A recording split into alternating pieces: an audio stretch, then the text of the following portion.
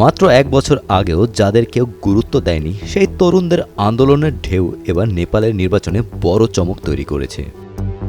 প্রাথমিক ভোট গণনায় কাঠমান্ডুর মেয়র বালেন শাহের নেতৃত্বাধীন রাষ্ট্রীয় স্বাধীনতা পার্টি আরএসপি দেশজুড়ে এগিয়ে রয়েছে। ফলে নেপালের রাজনীতিতে বড় ধরনের পালাবদলের আভাস দেখা যাচ্ছে।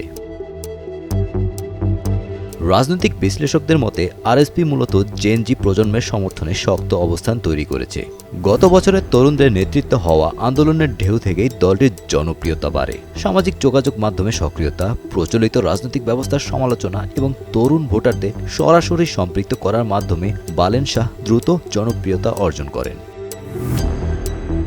বৃহস্পতিবার সন্ধ্যায় নেপালের সাধারণ নির্বাচনে ভোট গ্রহণ শেষ হয়। গত বছর জেনজির নেতৃত্বাধীন আন্দোলনে পুলিশের দমনপীড়নে ৭৭ জন নিহত হওয়ার পর ৬ মাসের মাথায় এই নির্বাচন অনুষ্ঠিত হল। সেই আন্দোলনের মুখে তৎকালীন প্রধানমন্ত্রী পদত্যাগ করতে বাধ্য হন। নেপালের নির্বাচন কমিশন জানিয়েছে ভোট গণনা শুরু হওয়ার ২৪ ঘন্টার মধ্যেই ফল ঘোষণা করার সব ধরনের প্রস্তুতি নেওয়া হয়েছে। তবে প্রথমে ফার্স্ট পাস্ট দ্য পোস্ট পদ্ধতিতে নির্বাচিত আসনের ফল প্রকাশ করা হবে। এরপর আনুপাতিক প্রতিনিধিত্ব পদ্ধতির ভোট গণনা শুরু হবে। প্রাথমিক হিসাব অনুযায়ী এবার নির্বাচনের ভোটার উপস্থিতি প্রায় ৭%।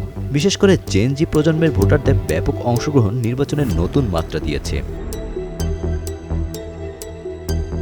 ২০২৫ সালে নেপালের দুর্নীতি, বেকারত্ব এবং সামাজিক যোগাযোগ মাধ্যমের উপর নিষেধাজ্ঞার প্রতিবাদে হাজার হাজার তরুণ রাস্তায় নেমে আসে। পুলিশের সঙ্গে সংঘর্ষে অন্তত ১৯ জন নিহত হন, যাদের বেশিরভাগই শিক্ষার্থী। পরিস্থিতি আরও উত্তপ্ত হয়ে উঠলে প্রধানমন্ত্রী কেপি শর্মা ওলির পদত্যাগের দাবি জোরালো হয়। পরে ২০২৫ সালের ১২ সেপ্টেম্বর সাবেক প্রধান বিচারপতি সুশীল কার্কি অন্তর্বর্তী প্রধানমন্ত্রী হিসেবে শপথ নেন, যা দেশটির ইতিহাসে প্রথম নারী প্রধানমন্ত্রী হওয়ার ঘটনা।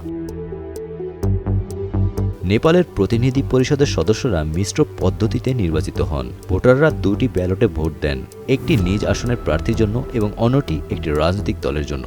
মোট ২৭৫ আসনের মধ্যে ১৬৫ আসন সরাসরি নির্বাচনে এবং বাকি ১১০টি আসন আনুপাতিক প্রতিনিধিত্ব পদ্ধতিতে বণ্টন করা হয়। এই ১৬৫ আসন দেশটির ৭টি প্রদেশে ভাগ করে দেওয়া হয়েছে। Golam Rabbani, Times today.